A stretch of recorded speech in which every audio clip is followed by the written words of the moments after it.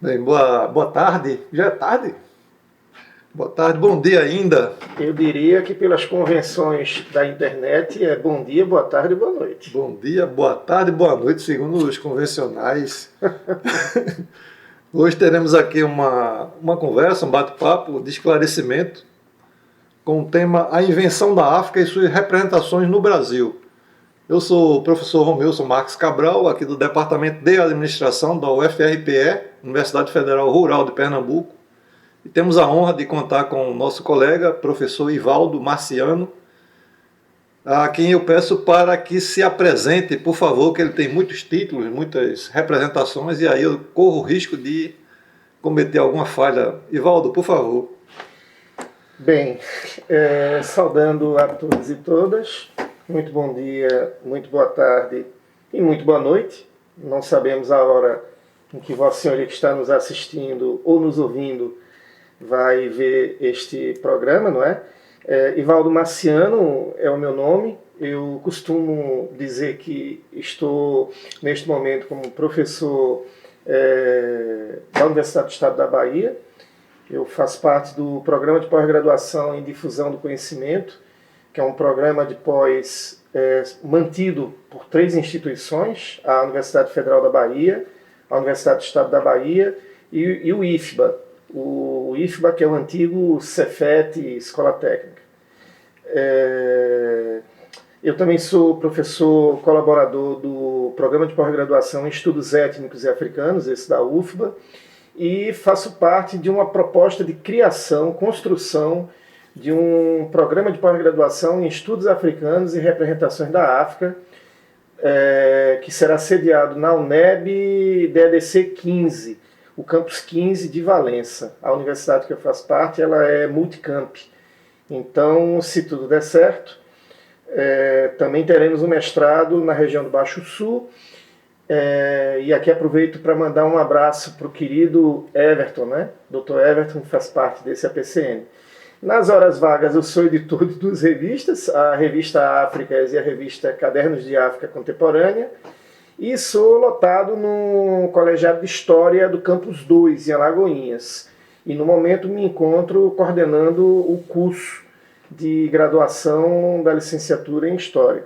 Aproveito o ensejo para também mandar um abraço para os meus queridos colegas Dr. Paulo Santos, Dr. Aldrin, Dr. Raimundo Nonato, doutora Celeste e todos e todas que fazem esse curso. Mas, em suma, é isso. Eu também faço parte do grupo de pesquisa África do século XX, que é um grupo que pesquisa a história da África contemporânea.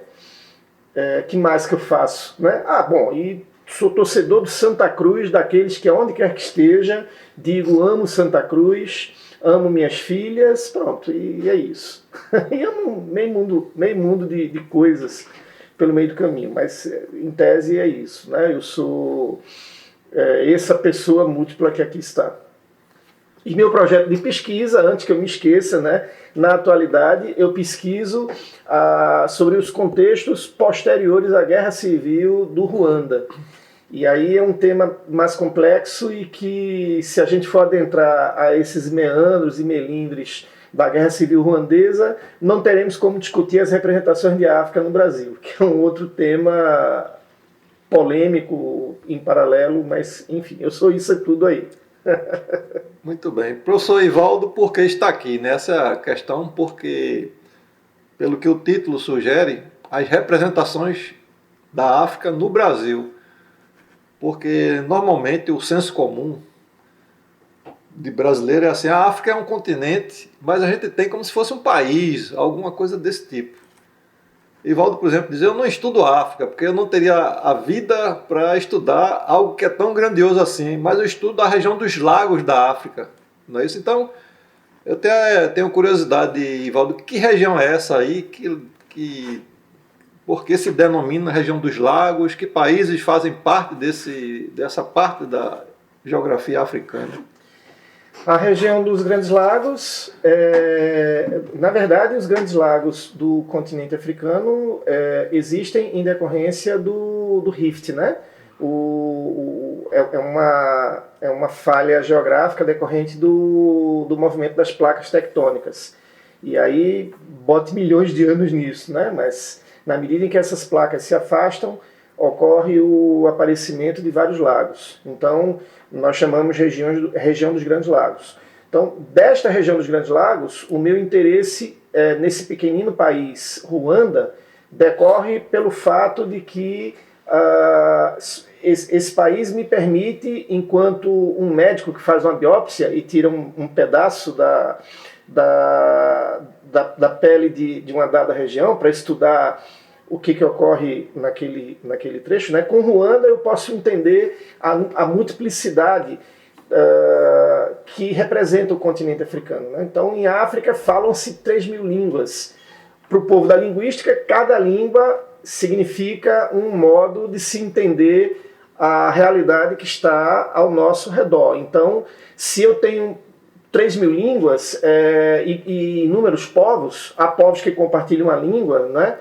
Então eu terei 3.000 formas diferentes de entender aquilo que está ao nosso redor. Isso se desdobra também em identidades, em maneiras de ver o mundo. Então, por Ruanda, eu posso, por exemplo, dizer que essa questão da ideia de escravidão, que é tão forte aqui no Brasil, né, qualquer pessoa que lembra de África imediatamente vai associar a ideia de escravidão. Então, para Ruanda, isso não tem muito sentido. Mesmo porque os Banyaruandas, que é o povo que está no que outrora era a unidade política centralizada de Ruanda, e atualmente Ruanda país, né, eles só tiveram contato com os ditos europeus nos estertores do século XIX, conforme historiografia já consolidada sobre o tema. Mas, por exemplo, antes dos anos 80 do 19, não há registro, nem há indício de contato dos Banyaruandas com homens ou mulheres de outras partes do mundo, né? Então, essa é uma região que por si só já nos permite entender que esta África, que perpassa as mentes e os corações, né, dos brasileiros e das brasileiras, não condiz com aquela que está do outro lado do Atlântico. Então, em suma, é isso, né? A região dos Grandes Lagos, além do Ruanda, tem Burundi. Por acaso,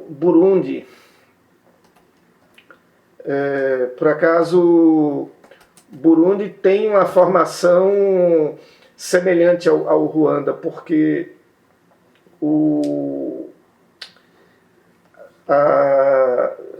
que a gente chama aqui de grupos étnicos, mas que o Mahmoud Mandami nomeia como sendo identidades políticas, né? Tutsis e Hutus e Tuás, que existem no Ruanda, também estão no Burundi, mas além do Ruanda e do Burundi, nós temos outros países. São vários países que tem lá, né? A região dos Grandes Lagos ela está próxima ao chifre da África, né? O chifre, que em Portugal chama-se corno, né? Eu não vou usar esse termo aqui no Recife, porque ele é um pouco complicado, mas nós temos, como eu havia dito no início dessa intervenção, né, a formação dos lagos, ela se dá em decorrência do afastamento das placas tectônicas. Então, se bem me lembro, nós temos o lago Nyassa, o Tanganica,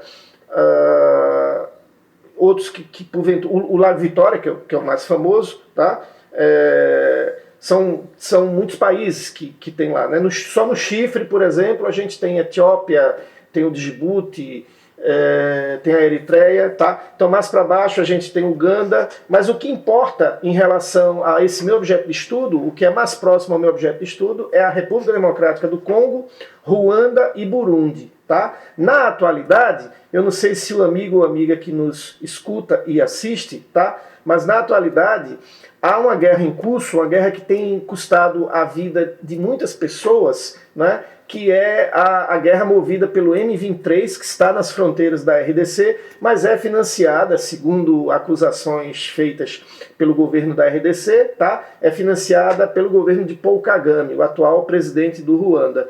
Eu vou dizer que são acusações do governo da República Democrática do Congo para o presidente de Ruanda, mas Ruanda não aceita essas acusações, né? Mas o certo é que, independente de Ruanda aceitar ou não essas acusações, Ruanda é um dos maiores exportadores de coltan do mundo, mas 80% do coltan está na RDC. Então, coltan significa um minério.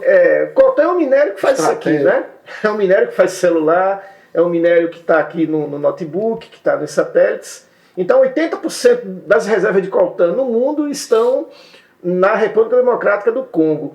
Por coincidência, o M23 ocupa uma região a leste da RDC e, por coincidência, o M23 usa armamentos que também são usados pelo exército ruandês. Mas em tempos incertos como os dias atuais, né, eu me atrevo apenas a ficar por aqui, tá? O armamento usado pelo M23, ele é estranhamente também usado pelo exército ruandês. O governo da República Democrática do Congo acusa o Paul Kagame de financiar o M23 e o M23 controla regiões ao leste. Então, atualmente vem morrendo muita gente, né? Além disso, as minas de coltan são bastante insalubres, né?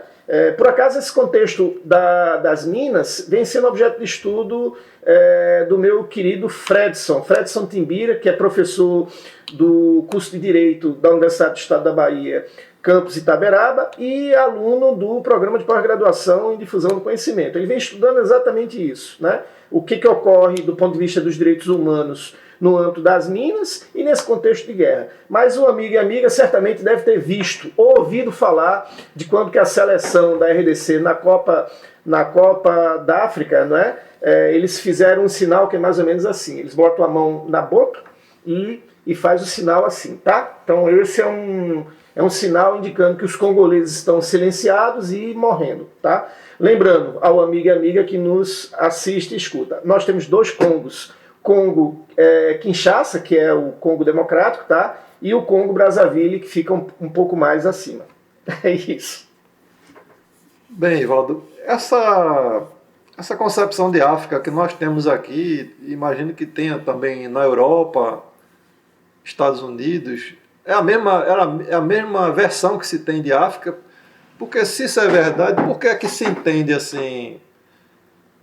Não existe, por exemplo, uma preocupação em dividir, dizer, tem Ruanda, tem Burundi, tem Angola, tem Moçambique, etc, etc.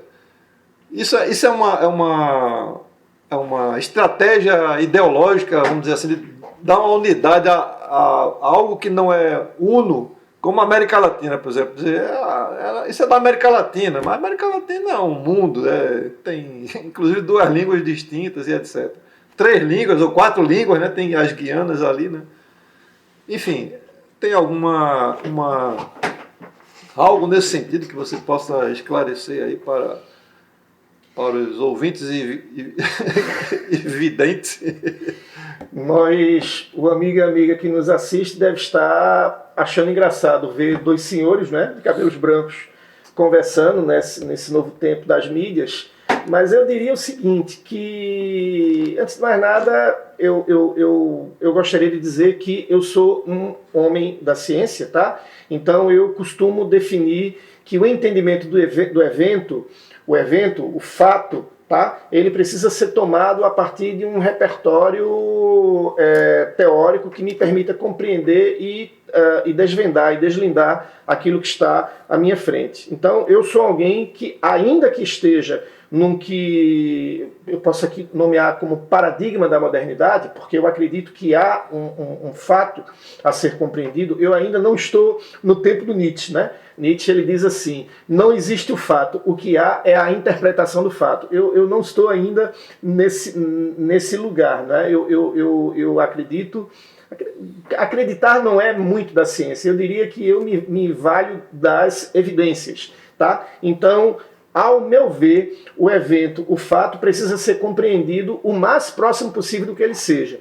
Isso não me impede de dialogar com Arthur Schopenhauer, um dos maiores adversários, segundo ele próprio dizia, né, ao Hegel, no século XIX. Então, Arthur Schopenhauer criou um conceito a partir de um livro muito, muito legal, né, que é O Mundo como Vontade e Representação.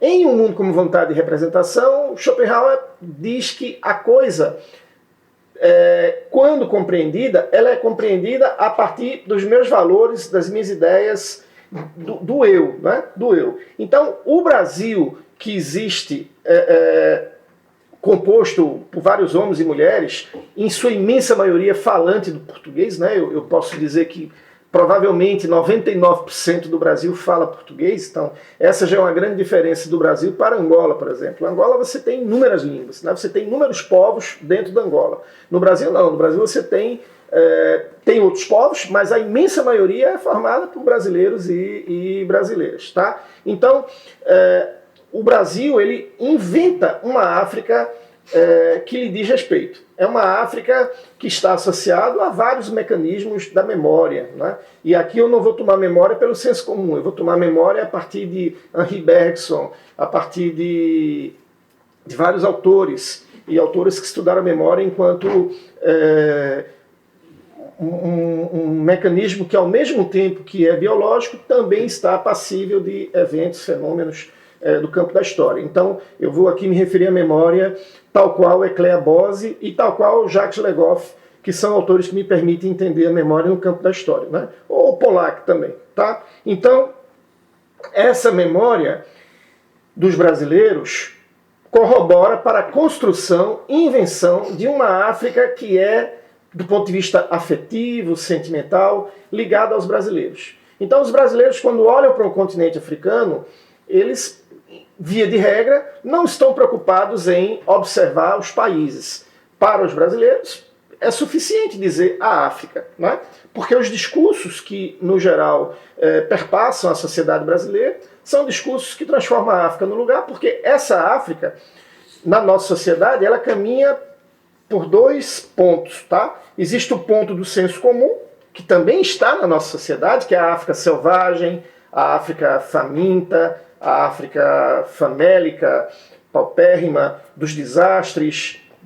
É aquela África que não dá certo. É aquela África que é divulgada pelos filmes hollywoodianos, né? Então, quando a gente ouve falar de África, minhas filhas, por exemplo, elas assistiram um desenho chamado Madagascar, né? Madagascar fica na África. E a África é tão ruim que nem os animais selvagens querem ir para lá. Eles preferem ir para os Estados Unidos, que é onde tem hambúrguer, onde tem pizza. A África não presta, né? A África é nesta acepção da África selvagem, que é uma decorrência do século XIX. É uma África inventada pelo imperialismo no século XIX. A outra África que existe no Brasil é a África também do século XIX, que advém dos discursos dos diferentes panafricanismos que existiram no século XIX. Tá? Então, o panafricanismo no século XIX inventam a África na acepção da ideia de raça.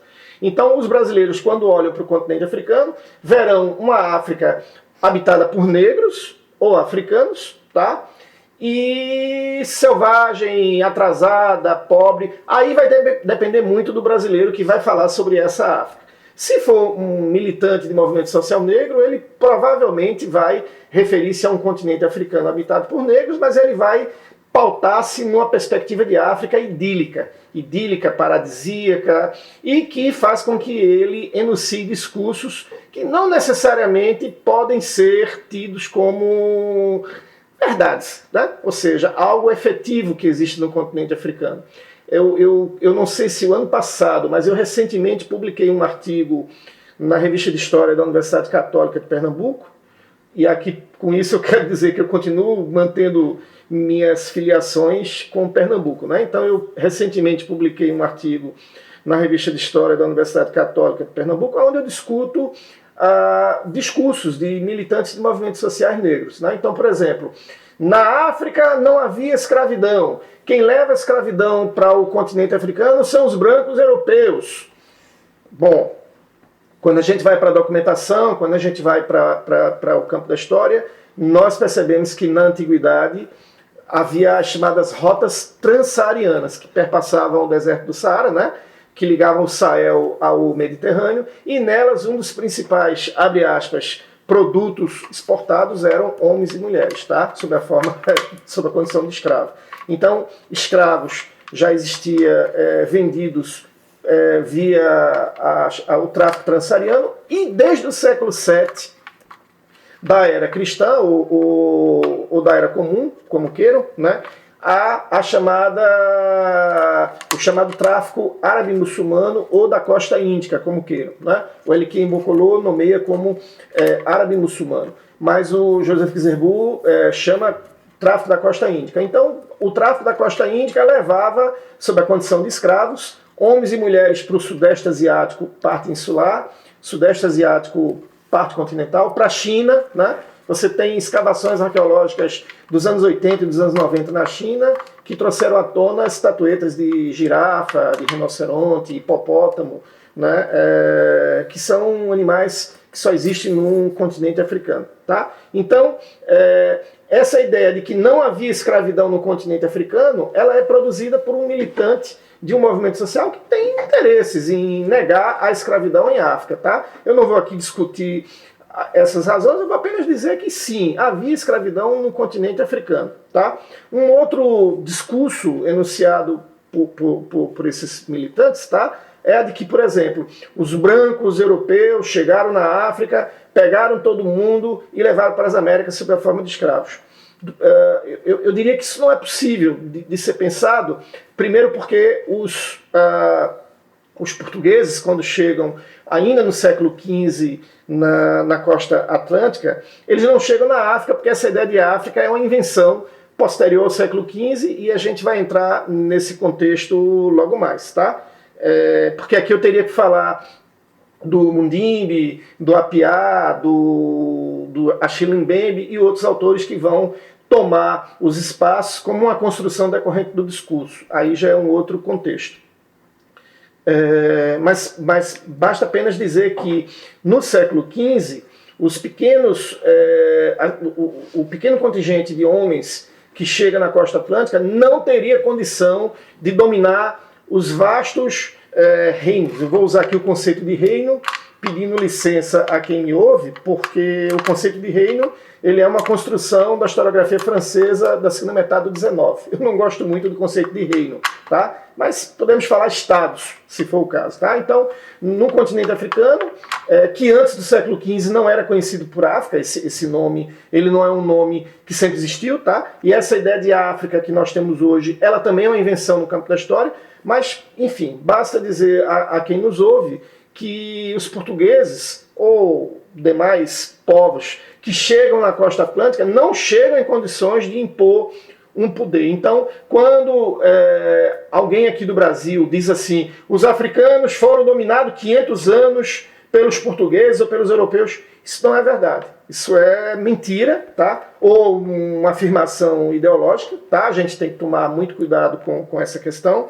E aqui eu posso dizer ao amigo e amiga que nos ouve que, por exemplo, final do 19 início do 20, nós temos no sul de Angola a Batalha de Valdupembe, tá? Em Valdupembe, os povos ali do sul da Angola, do que é hoje Angola, porque também é uma outra construção operada no tempo e no espaço, eles derrotaram os portugueses por várias vezes, né? Tem o Mandumbe também, que era soberano de uma das unidades centralizadas ali do sul da Angola, então eles impuseram muitas derrotas aos portugueses. Os portugueses só conseguem dominar aquilo que nós hoje chamamos Angola bem perto do início da Primeira Guerra Mundial. E isso também ocorre com a Alemanha naquilo que hoje chamamos Namíbia.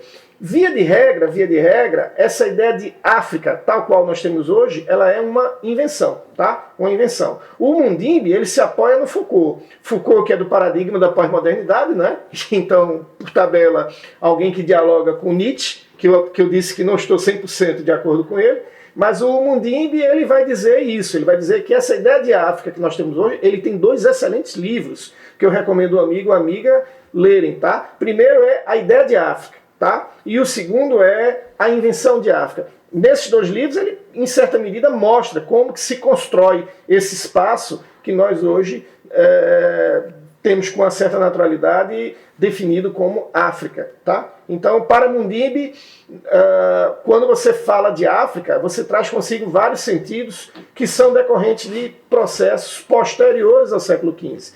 Kuama Piá também tem um capítulo no seu livro Na Casa do Meu Pai, e ele vai mostrar como que essa África, sobretudo esta, tributária dos movimentos pan-africanistas reverbera nesses brasileiros que veem no continente africano, em certa medida, aquilo que o Zamparoni, que é professor da Universidade Federal da Bahia, nomeia como sendo Mama África. A Mama África, portanto, é essa África que perpassa a nossa sociedade. Essa Mama África é aquela África que se identifica como sendo o lugar do candomblé, o lugar dos negros, o lugar onde todo mundo dança, é feliz. O problema é que essas representações elas são ideológicas e elas são dos brasileiros e das brasileiras. Mas ela não corresponde ao que tem de fato do outro lado do Atlântico. Mas, via de regra, é isso. Essa África homogênea que está na nossa sociedade, ela se divide em duas partes, né? A África selvagem atrasada e a Mama África, como bem define o professor e querido Zamparoni. Ô, professor Ivaldo, aí você fala assim, pelas denominações, parece que são autores africanos que vão trazer um entendimento, uma compreensão de África. E aí, por último, você trouxe um autor que você citou, que é influenciado pelo Foucault, que é africano, francês africano, ou que é europeu e francês. Então, aí, porque eu estava aqui, você falando, autor tal, diz isso, eu digo, será que esse conjunto de pensamentos sobre a África faz parte aí de uma resistência de entendimento para tentar compreender a África a partir de si mesma? Ou isso tem influências de categorias que são de origem europeia ou norte-americana, que eles procuram se reinventar, se reentender? Porque aqui na América Latina existem algumas correntes, por exemplo, na economia tem a escola da CEPAL, a escola cepalina, que procurou entender o desenvolvimento da América Latina a partir de uma concepção própria, claro, já contrarrestando o conhecimento de desenvolvimento do capitalismo avançado, atrasado, mas trazendo uma escola própria, né? Como tem no marxismo, por exemplo, Rui Mauro Maurini, que procura trazer um entendimento do marxismo, mas tendo uma compreensão da perspectiva da América Latina. Esses autores que você salta aí e denomina-os, eles são mais, vamos dizer assim, de matriz europeia ou são fazem tentativas de uma compreensão a partir das suas próprias perspectivas de africanos? Primeiro é importante dizer, né, que essa ideia de África tão naturalizada na nossa cabeça não é o que ocorre do outro lado do Atlântico. Eu peço licença para citar algumas experiências que eu tive e tenho, né? Eu já orientei trabalhos de jovens da Guiné-Bissau, de Angola. De Guiné-Bissau eu lembro do Galileu, no âmbito da especialização, do querido Vigínio, que atualmente está fazendo doutorado na Universidade Federal do Paraná. De Angola, eu já orientei jovens diversos. Agora, no doutorado, eu aprendo bastante com os meus orientandos, né? Tem dois em particular que atualmente fazem comigo o seu doutorado no Difusão do Conhecimento. O meu querido Simão, que estuda as artes visuais, ele faz uma análise da matriz curricular das artes visuais na sua universidade, a Universidade de Luanda. E o João Goma, que estuda os diferentes grupos Ovimbundo que estão situados em Angola. Se eu perguntar o que é África para Virgínio, que é Manjaco e está na Guiné-Bissau, ele vai enunciar uma ideia de África. Se eu pergunto o que é África para Simão, Simão já vai dar outra ideia de África. Se eu perguntar ao Mukhtar, que é egípcio, tá? Foi me orientando de mestrado. Se eu perguntar ao Mukhtar o que é África, ele já vai dizer uma outra ideia. Então, por si só, quando nós falamos uma lógica africana, eu diria que não existe nada que seja universal no continente africano. Não há nada africano. Nem do ponto de vista da cultura, nem do ponto... O continente africano ele é formado por homens e mulheres divididos em muitas línguas, diferentes formas de identidade, diferentes formas de compreensão. Então, pensar o continente africano como se ele fosse dotado de uma matriz é um engano, tá? É um pressuposto ideológico. Aqui no Brasil existe o conceito de matriz africana. Matriz quer dizer mãe, tá? E mãe quer dizer algo em comum, algo universal.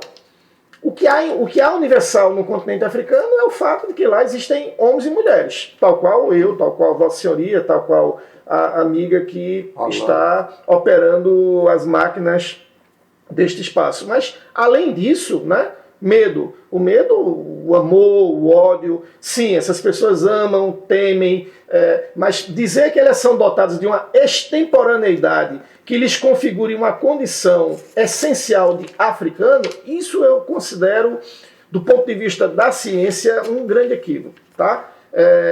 O que nós temos no continente africano são várias Áfricas. Tá? Várias Áfricas. Então, esses vários intelectuais, eu citei alguns aqui, né?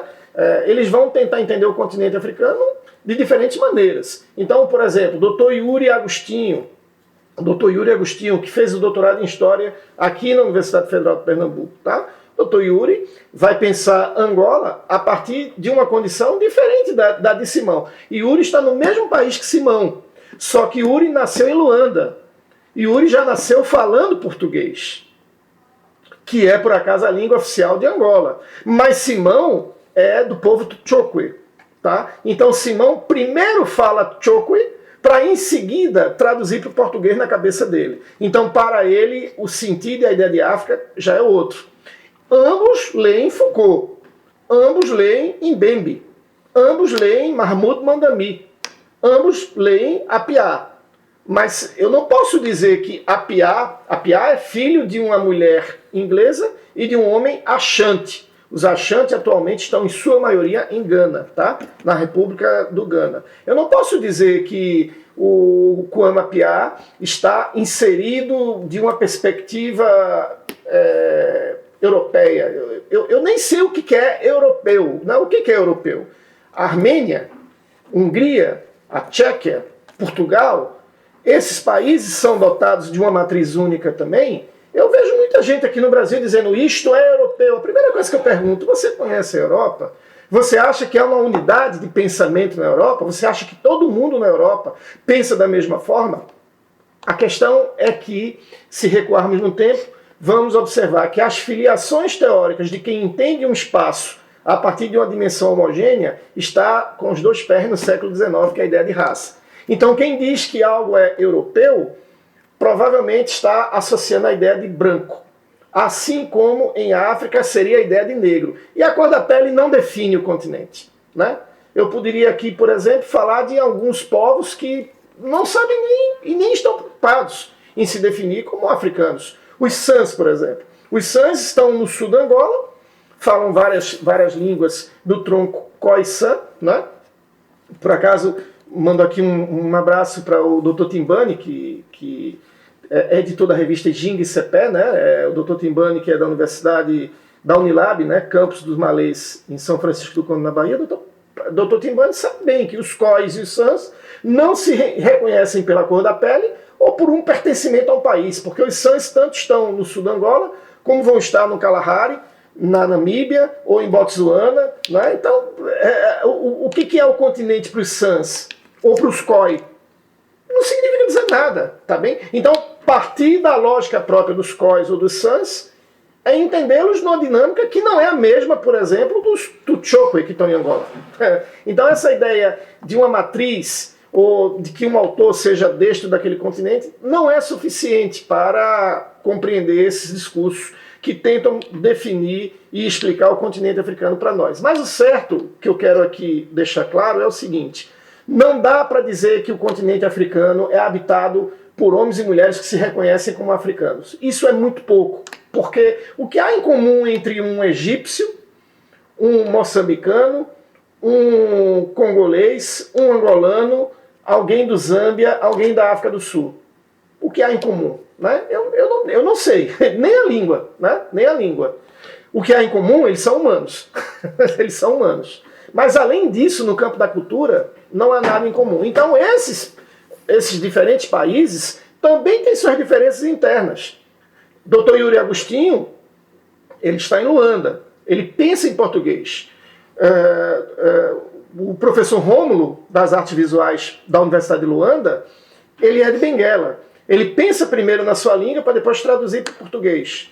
Assim como o professor Simão, que ora estão fazendo seus doutorados aqui no Brasil. Se nós pegarmos Yuri, Simão e Rômulo, que são, abre aspas, angolanos, e comparar com colegas que estão na Guiné-Bissau, você já vai ter outras variáveis, outros elementos, o que me é suficiente dizer que essa ideia de africano não é suficiente e não me ajuda muito. Não me ajuda muito. Não me ajuda na história, não me ajuda para entender no campo da memória, não me ajuda. O professor, talvez aí para a gente encerrar, porque a gente vê que o assunto é bastante extenso, complexo e é desafiador, principalmente para quem está fora, né, desse objeto de conhecimento que você se debruçou há tanto tempo. Eu assim, faria uma provocação agora, afinal, sobre as religiões. Por exemplo, aqui no Brasil tem muito essa conotação de religião de matriz africana. Assim, eu sei de algumas coisas do tipo, tem muitos muçulmanos na África, tem cristãos na África, não tem só o candomblé, o umbanda e etc. É isso mesmo? É uma boa provocação. Vou pedir licença para contar uma outra história. Como eu sou historiador e gosto da história oral, por acaso, quando eu falo de história oral, Dr. Patrício, Dr. Yuri Agostinho, os colegas da Faculdade de Ciências Sociais do Namibe, os colegas, o Indelece do ICED, o ILA, né? Dr. Yuri da Universidade de Luanda, nós estamos construindo um projeto de pesquisa para estudar as memórias do sul da Angola, que são daqueles povos que demoraram mais tempo para serem conquistados pelos portugueses. Bom, estava eu, o ano passado, mês de novembro, indo para Angola, na companhia de Dr. Everton Neri, do Departamento de Educação Campus 15, da Universidade do Estado da Bahia, e Dr. Rodrigo, da Universidade Federal Fluminense, campus dos Goitacazes. Estávamos indo a Angola com a missão de ministrar aulas para militares e pessoas da chancelaria angolana. E o Dr. Patrício, que era um dos responsáveis pela organização dessa atividade, ele é professor do Instituto Superior Politécnico Tocoísta, o ISPT, de Luanda. O Dr. Patrício diz assim: professor Ivaldo, por favor, Vossa Senhoria vai ao aeroporto de Guarulhos. Lá irá encontrar uma pessoa, que por razões óbvias eu vou omitir o nome, né? E vai pegar uns remédios. E Vossa Senhoria vai trazer para mim. Eu disse: pois não, assim eu farei. O Dr. Patrício faz uso de uns medicamentos para o estômago, enfim. Quando eu encontrei esse senhor no aeroporto em Guarulhos, esse senhor é sacerdote de um terreiro de candomblé dito da nação Angola. E ele disse assim para mim: nossa, você tem muita sorte de ir para Angola. Angola é a terra dos meus ancestrais. Lá o candomblé de Angola é muito forte. Eu não posso ir a Angola, porque se eu for a Angola, eu não volto mais. Dr. Rodrigo e Dr. Everton olharam, ouviram, e ficamos em silêncio. E depois, quando este sacerdote foi embora, né, nós conversamos a respeito. À época, Dr. Rodrigo e Dr. Everton nunca tinham ido a Angola, né? Nunca tinham pisado em África, mas eles fizeram esse debate. E eu disse para ambos: olha, não existe nada parecido com o candomblé em Angola, e tampouco no continente africano. O candomblé, tal qual conhecemos aqui no Brasil, ele é formado a partir de valores, elementos da cultura iorubana. Segundo o Dr. Nicolau Parés, da UFBA, há diálogos do candomblé brasileiro, composto a partir de elementos da cultura iorubana, com aspectos do antigo reino do Daomé, o que faz com que o nosso candomblé tenha elementos do vodum, tá? Mas, enfim, não é minha especialidade. Eu quero apenas deixar claro que o que nós chamamos de candomblé no Brasil, ele é uma religião brasileira. Ele é uma religião construída no Brasil, operada por brasileiros e que tem como protagonismo homens e mulheres daqui deste país.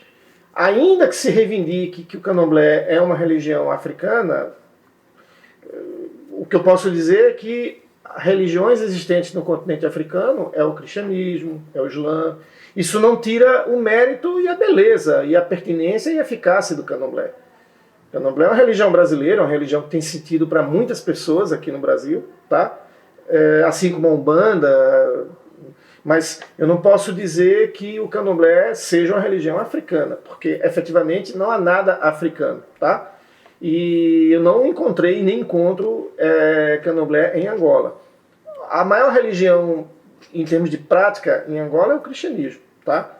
Que por acaso, aqui eu não posso ser desonesto, né? Com vários colegas, e eu tenho aqui que deixar claro, o cristianismo que nós hoje entendemos como uma religião branca, europeia, não é nada disso, tá? É provável, e quem diz isso não sou eu, quem diz isso é o Roland Oliver, é o Martin Meredith, o próprio Elikim Bokolo, né? Eles vão dizer que o cristianismo provavelmente chega primeiro no que é hoje a África, antes de chegar na Europa do Oeste. Basta lembrar que o cristianismo ele nasce na Palestina, tá? Ele nasce no que é hoje Palestina, que está ocupada militarmente por Israel. Então, Israel ocupa as terras da Palestina, parte disto em decorrência do acordo da ONU e outra parte por força das armas. Tá? Mas a Palestina ela é vizinha ao Egito. Se o Jesus histórico nasce na Palestina, que está ao lado do Egito, não há como imaginar que o cristianismo não tenha chegado primeiro ao norte do que é hoje a África, tá? Do que na Europa do Oeste. Portanto, eu também não posso falar em cristianismo, eu tenho que falar em cristianismos. Há vários cristianismos. Em Angola, por exemplo, nós temos um cristianismo 100% made, vamos chamar assim, África, né? Abre aspas, que é o tocoísmo. O tocoísmo é a religião que mantém essa universidade ao qual me referi ainda há pouco. Instituto Superior Politécnico Tocoísta. Tá? Os tocoístas são seguidores do que eles nomeiam por profeta, que é o Simão Toco. Simão Toco traz uma nova ideia do cristianismo. Tá? Eles reivindicam a serem cristãos, tá? Cristãos tocoístas. Tá? Há outros tipos de cristianismo existentes no continente africano. Mas não é a maior religião em África. A maior religião em África é o Islã. Esse Islã que existe em África, ele é também plural, tá? Ele é plural. Então, no continente africano, nós vamos ter islâmicos, cristãos.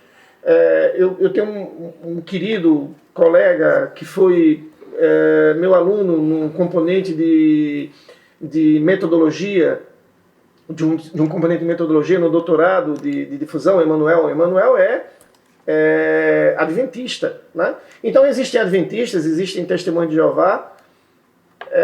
O continente africano também tem as suas religiões tradicionais. Os povos têm suas religiões, né? Os macuas, os macondes, cada um vai ter seus ritos de passagem, né? Mas é uma grande quantidade de formas de entendimento, de compreensão das transcendências, que a gente vai perder o dia aqui, vai passar o dia e não vai dar conta disso. Eu apenas quero deixar claro que essa ideia de candomblé como sinônimo de África é uma construção brasileira, tá? É uma construção brasileira. E aqui também uma advertência. Não há nenhum problema que o amigo ou amiga que nos assista continue dizendo que o candomblé é africano, que o candomblé é de matriz africana. A academia, a ciência, a universidade, ou eu próprio, não tenho o direito de dizer o que é e o que não é para aquele e aquela que faz bom uso da sua palavra, tá? No meu caso, o meu lugar de cientista é o de compreender o evento, tá? E aí eu vou usar os instrumentos que a ciência me permite dispor, tá? Mas se um amigo ou uma amiga quiser continuar acreditando que lá no continente africano há um povo nomeado Angola, há um povo nomeado, sei lá, Nagô, né? Por favor, fique à vontade. Mas assim, o candomblé é uma religião inventada no Brasil, ela é operada a partir de elementos da sociedade brasileira, tá? É uma religião legítima, é uma religião que tem o seu valor pautado na sua pertinência, na sua eficácia, mas ela não pode ser definida como sendo sinônimo de África. Por quê? Porque qualquer pessoa que saia do Brasil e vá para Moçambique, se ele quiser ir num terreiro de candomblé, ele vai ter dificuldade, tá? Porque os moçambicanos são eminentemente cristãos no sul. Ao norte serão islâmicos. Há outras religiões em Moçambique? Sim. Há outras religiões em Angola? Sim. Mas, por exemplo, o Alberto Costa Silva tem uma frase que eu considero maravilhosa, né? Ele diz assim: o segundo Estado nacional a adotar o cristianismo como religião de Estado foi o antigo Império Xumita. O Império Xumita, que é reivindicado pela Etiópia da contemporaneidade. Até 1974, a Etiópia era um império. Era um império governado por Haile Selassie. Haile Selassie era o chefe da Igreja Católica Apostólica Etíope, que, segundo eles, tem a Arca da Aliança sob sua guarda, né? Então, se você chega na Etiópia e vai procurar candomblé na Etiópia, você não vai encontrar. Você vai encontrar muitos praticantes do cristianismo católico apostólico etíope, mas também vai encontrar cristãos apostólicos romanos e também vai encontrar islâmicos, né? Ou seja, para que serve a ciência, portanto? A ciência serve para traduzir eventos, para traduzir fenômenos. Agora, as pessoas têm o direito de ter suas memórias, têm o direito de ter suas ideologias, tá?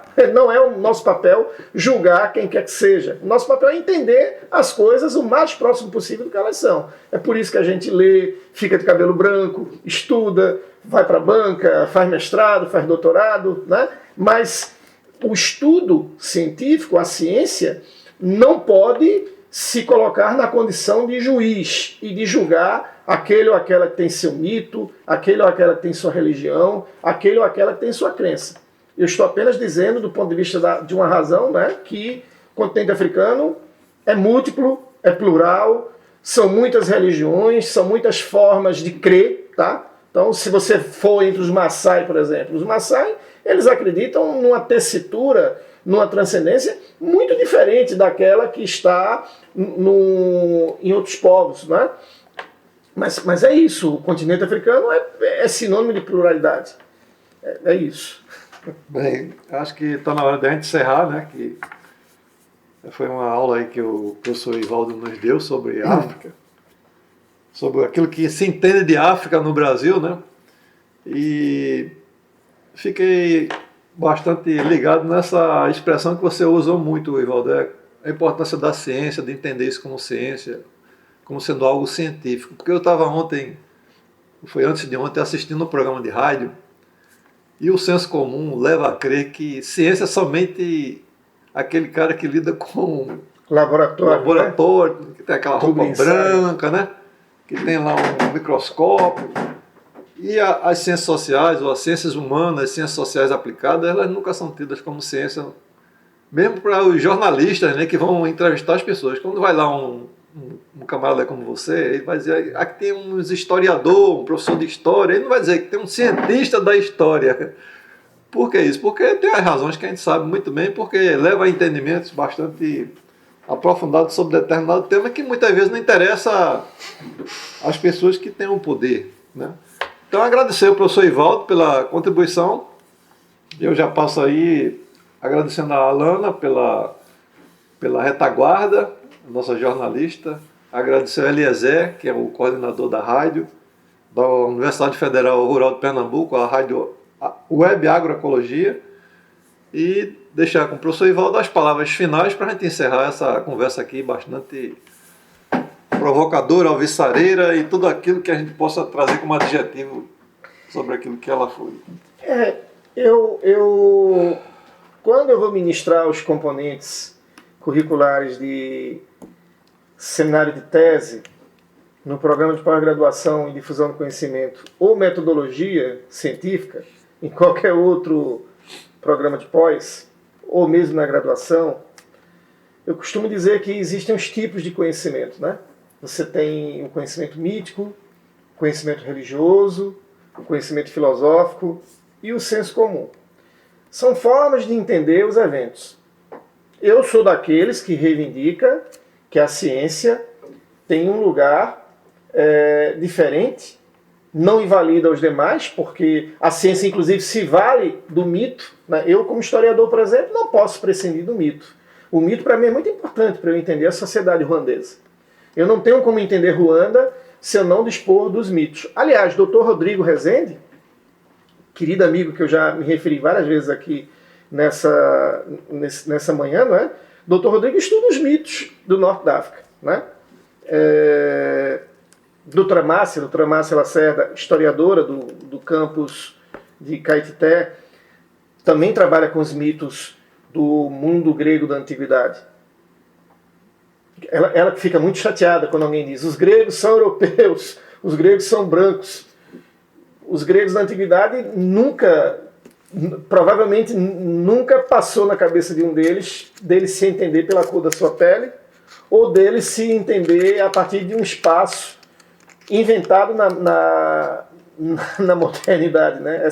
Essa coisa da invenção do espaço, Europa, América, Ásia, Brasil, são invenções. Né? Se o amigo ou amiga, por exemplo, quiser entender um pouco essa ideia do espaço como uma invenção operada a partir do discurso, uma boa oportunidade é ler o professor Duval Muniz, A Invenção do Nordeste e Outras Artes, onde ele vai mostrar como que se inventa a ideia do Nordeste, que é presentificada a partir de práticas associadas ao discurso. A África é a mesma coisa. Tá? Antes do século XV não dá para você definir a África por esse nome. A África ela é posterior ao século XV. Angola. Nem sempre Angola existiu. Os portugueses não chegaram em Angola no século XV. Os portugueses chegaram no Indongo, né? Em Matamba. Eles chegaram em outras unidades centralizadas. Então a ciência ela é uma tentativa de nós entendermos o que está ao nosso redor. E a ciência ela olha para algo, faz perguntas para isso, né? Constrói hipóteses, testa hipóteses, e após a verificação dessas hipóteses, da sua eficácia ou não, vem a teoria. Uma vez eu estava numa dessas redes sociais da vida e alguém disse assim: mas isso é só uma teoria. Aí eu olhei para o jovem e disse: e Vossa Senhoria está dizendo uma bobagem maior do que o estado do Arruda. Né? O estado do Arruda que é gigantesco, o estado do meu amado Santa Cruz. E quando alguém diz que isso é só uma teoria, não entende que o método científico tem como resultado final do processo de pesquisa a conformação de uma teoria. Então é isso. Então a ciência é uma maneira, né? É uma maneira de entender as coisas. Mas eu vou ficando por aqui. Eu sou daqueles que fala muito. Enfim, quem lê muito, quem escreve muito, também fala muito. Eu quero agradecer o convite do Dr. Romilson, que tem em comum comigo o amor pelo Santa Cruz e também o fato de amar Recife, amar Pernambuco. Agradecer a todos e todas que fazem a Universidade Federal Rural de Pernambuco, essa universidade tão querida. Essa é a universidade da doutora Giselda do Departamento de História. Né? Agradecer a jovem que está aqui operando as máquinas, a Lana, e aos colegas que fazem a rádio web de agroecologia. Eu vou ficando por aqui, saudando todos e todas, e podem contar comigo para outras oportunidades, se assim o desejar, se assim o quiserem. Muito bom dia, muito boa tarde, muito boa noite.